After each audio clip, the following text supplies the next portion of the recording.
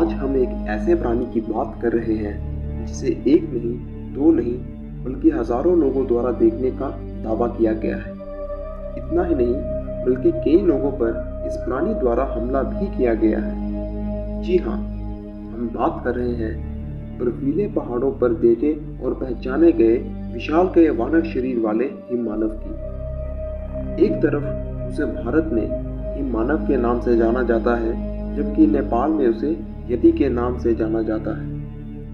पहले यति को सिर्फ भारत और नेपाल के कुछ राज्यों में लोगों द्वारा देखने का दावा किया जाता था, लेकिन आज इस हिम मानव को पूरी दुनिया के अलग अलग देशों में देखे जाने की बात सामने आ रही है। अमेरिका में इसे बिगफुट, ब्राजील में जूमा, ऑस्ट्रेलिया में जोई, इंडोनेशिया में औरंग पैंदर, चाइना में येरन और कनाडा में सैस्क्वाच जैसे नामों से पुकारा जाता है। और दूसरी तरफ इसके अस्तित्व पर ही प्रश्न चिन्ह लगाया गया है, क्योंकि आज तक किसी के पास इसके होने का पुख्ता सबूत नहीं है। इंटरनेट पर यति की बहुत सारी तस्वीरें और वीडियोस अवेलेबल हैं, लेकिन ये कहा नहीं जा सकता है कि वो सब असली है या फेक है।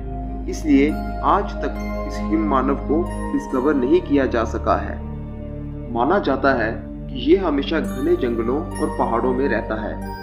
जितने भी लोगों ने इसे देखा है, वह इसे सामान्य आदमी से लंबा, पूरा शरीर बालों से भरा हुआ, ताकतवर और अजीब सी गंध लिए बड़े पैर और चीखने वाला बताते हैं। यति बंदर की तरह एक प्राणी होता है। हिम मानव या यति का सबसे पहला उल्लेख एक पर्वतारोही पीएच हॉटसन ने किया था।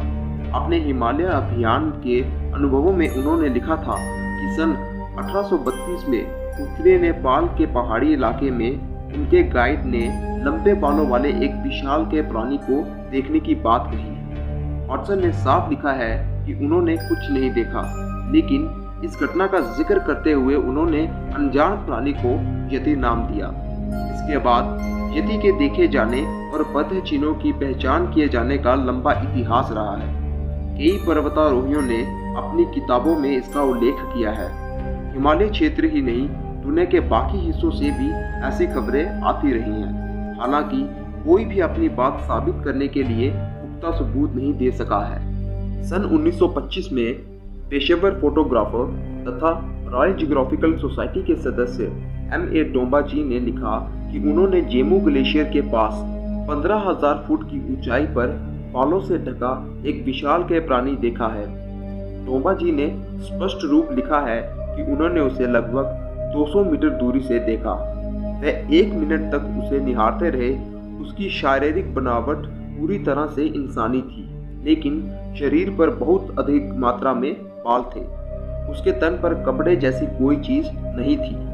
19 मार्च 1954 को अंग्रेजी अखबार डेली मेल में एक लेख प्रकाशित हुआ, जिसमें इस मसले पर वैज्ञानिक नजरिए से प्रकाश डाला गया था। असल में वहाँ के प्रोफेसर फ्रेडरिक वुड जोन्स ने यति के बालों के माइक्रोफोटोग्राफ का परीक्षण किया था।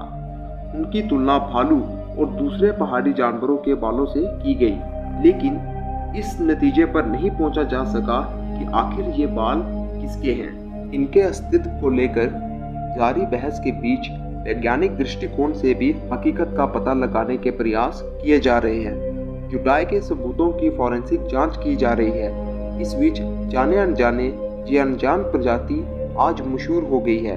इन्हें किताबों, फिल्मों, बच्चों की कॉमिक्स में तो स्थान मिल गया है, इस पर वीडियो गेम्स भी बनाए जा रहे हैं। ये तो तय है कि आज तकनीक जितनी भी विकसित हो जाए, पर प्रकृति के कुछ रहस्यों से पर्दा उठाना अभी बाकी है।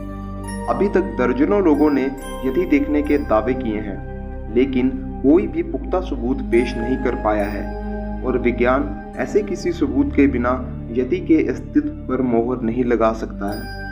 इसको लेकर वैज्ञानिकों में भी मतभेद है।